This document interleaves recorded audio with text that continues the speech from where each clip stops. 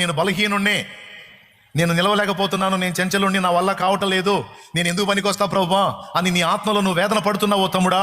నా ప్రభు నీతో మాట్లాడుతున్నాడు, లేదు లేదు నువ్వే కావాలి నాకనైనా. నేను అపాత్రురాల్ని, నీచురాల్ని, చంచలపు దాన్ని, స్థిరం లేని దాన్ని, నా మైండ్ కరెక్ట్గా ఉండదు, నేను అసహ్యురాల్ని అనుకుంటున్నా.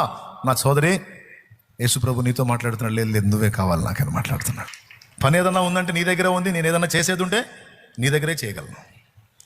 నా శక్తిని చూపించాలంటే నీ దగ్గరే సాధ్యమైంది. మరి నేను మంచోడు అనుకున్నోడి దగ్గర యేసయ్య మాట ఫలించిందా? యేసయ్య మాట వర్కౌట్ అయిందా?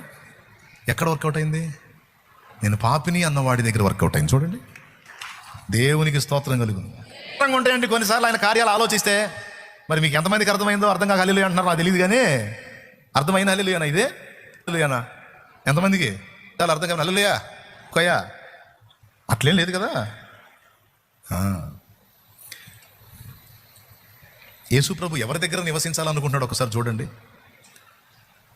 ఎవరి దగ్గర తన వాక్కు ఫలించిద్దో, తన శక్తి కార్యరూపం దాల్చిద్దో స్పష్టంగా బయట పెట్టాడు యేసయ్య, బలహీనుల దగ్గరే.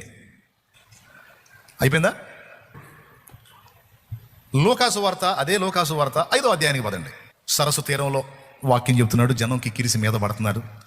ఆయన జనాన్ని ఆపలేకపోతున్నాడు, చిన్నగా నీళ్ళ దగ్గరికి దోసుకుంటూ పోయారు ఆయన్ని. తల్లు కూటం అయిపోయిన తర్వాత నేను ప్రార్థన చేయడానికి సీమోను ధోని అడిగాడు, కాస్త ఎక్కొచ్చా? దాన్నే ఉంది, ఎక్కండి. ఎక్కుతాను అని ధోని ఎక్కిన తర్వాత కొంచెం నీళ్ళలోకి నెట్టాడు. ఇప్పుడు నీళ్ళలోకి పోలేరుగా, ఇక ఒడ్డున ఆగారు, మొత్తం ఆగారు ఒడ్డున. ఆయన నీళ్ళలో ఉన్నాడు. నీళ్ళలో ఉండి వాళ్ళకి చెప్పాలనుకునే అన్నీ చెప్పాడు. అయిపోయింది, వాళ్ళు వెళ్ళిపోయారు. వాళ్ళు వెళ్ళిపోయిన తర్వాత ఈ సీమోన్కి వెళ్ళి చూస్తే సీమోను ముఖం విచారంగా ఉంది. ధోనిలో ఒక చేప లేదు. వాళ్ళ ముఖాలు చూస్తే నైట్ అంతా నిద్ర కాసిన ముఖాలే.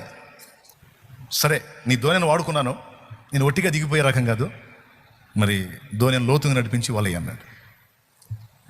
బోధకుడా, నీకు చెక్క పని తెలుసు, మేము భర్త జాలర్లం, మేము ధరణ ఉంటాయో చేపలు, నడి సముద్రంలో ఉంటాయో, ఎక్కడ చేపలు ఉంటాయో చేపల గురించి మాకు తెలుసు, చెక్కల గురించి నీకు తెలుసు.